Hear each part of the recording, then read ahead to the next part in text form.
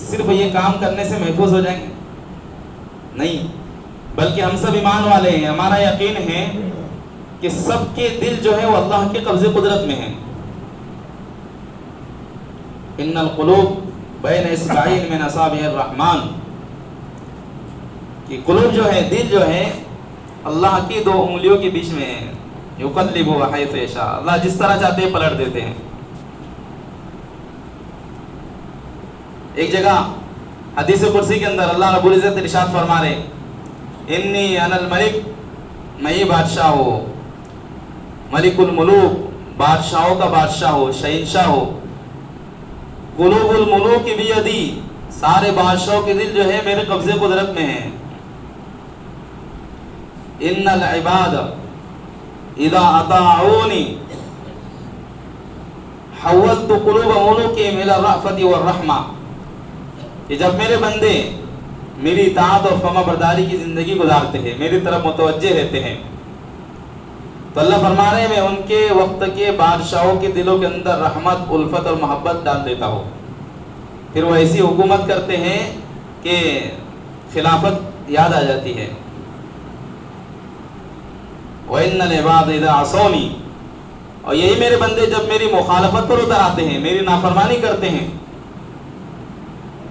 تو حولت قلوب ملوکہم الی السخط والنقمہ، او کما قال، کہ میں ان کے بادشاہوں کے دلوں کے اندر انتقام کا جذبہ بھر دیتا ہوں، ظلم ڈال دیتا ہوں، پھر وہ طرح طرح کی تکلیفیں دیتے ہیں، طرح طرح سے پریشان کرتے ہیں۔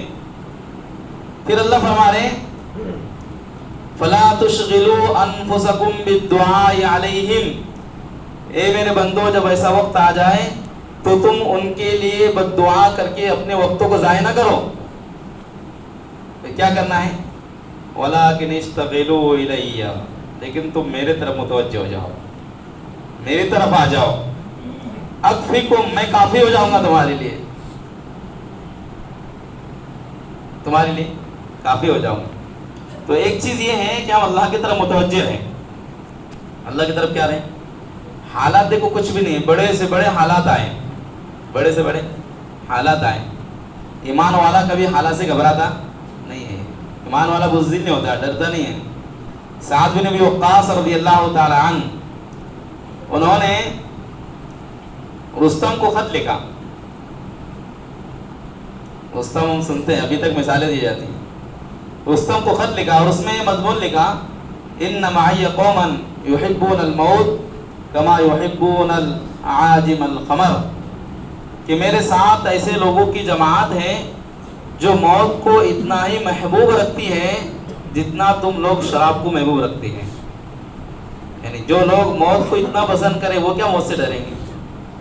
وہ کیا موت سے ڈریں گے؟ صحابہ جو ہے ڈرتے نہیں تھے، سیدھے سادے صحابہ تھے، لیکن وہ ایمانی طاقت، ایمانی پاور کہ اچھے اچھوں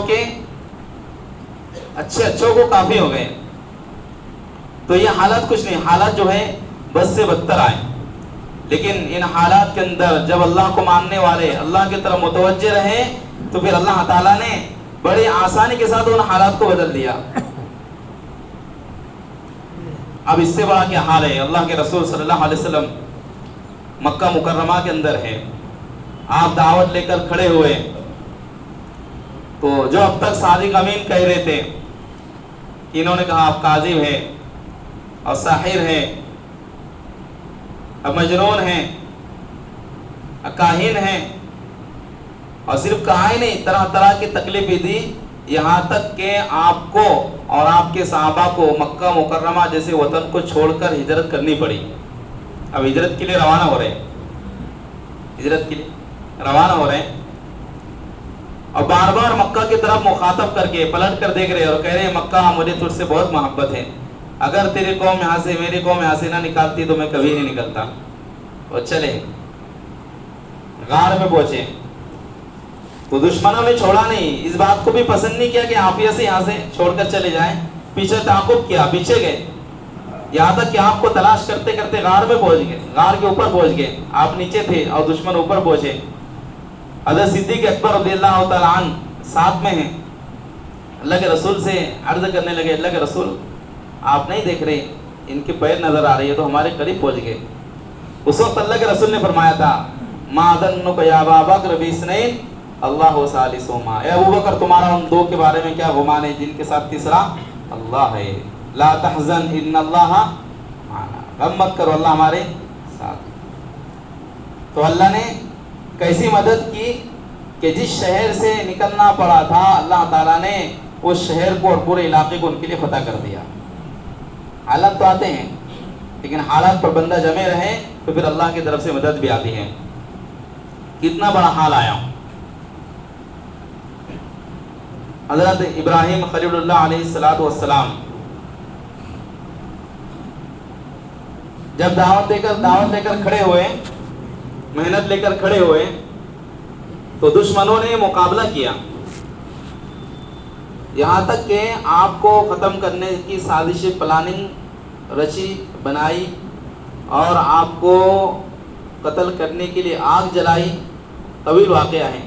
یہاں تک کہ آپ کو اٹھا کر آگ میں ڈال دیا گیا. یہ عجیب منظر تھا کہ آسمان کے فرشتے ہل گئے اور اتر آئے. اے خلیل اللہ اگر آپ کا حکم ہے، آپ کا حکم ہو تو ہم ابھی یہ پانی کا فرشتہ ہے پانی برسا دے، آگ کو بجھا دے. ہوا کا فرشتہ ہے ہوا چلا کر آگ کو اڑا دے. لیکن حضرت ابراہیم علیہ السلام کا تعلق اللہ سے تھا.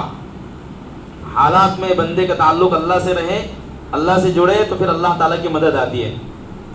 تو اللہ سے تعلق تھا تو کہاں اللہ نے بھیجا ہے، اللہ کے حکم سے آئے ہو؟ کہا نہیں اللہ نے بھیجا تو نہیں ہے، اللہ کا حکم نہیں ہے، اللہ کی اجازت ضرور ہے. تو فرمایا اللہ دیکھ رہے ہیں؟ کہاں دیکھ رہے. کہ جب میرا اللہ مجھے دیکھ رہا ہے تو میرا اللہ میرے لیے کافی ہے. حسبنا اللہ و نعم الوکیل. اس لیے کہتے ہیں اس آیت کا ورد کیا جائے حالات آئے حالات میں تو پھر اللہ تعالیٰ راستے کھولتے ہیں. اللہ رب العزت نے بھی جب دیکھا کہ میرے خلیل نے میرے اور آگ کے بیچ سے سارے واسطے ختم کر دیے، براہ راست میری ذات سے تعلق جوڑا، تو اللہ تعالیٰ بھی چاہتے تو پانی بھیج کر آگ کو بجھا سکتے تھے، ہوا چلا کر آگ کو اڑا سکتے تھے. لیکن اللہ رب العزت نے کیا کیا؟ براہ راست آگ کو حکم دیا یا نار کونی بردا و سلام علی ابراہیم. یہ آگ سلامتی کے ساتھ ابراہیم علیہ السلام پر کیا ہو جائے؟ ٹھنڈی ہو جائے. حالات آئے لیکن اللہ نے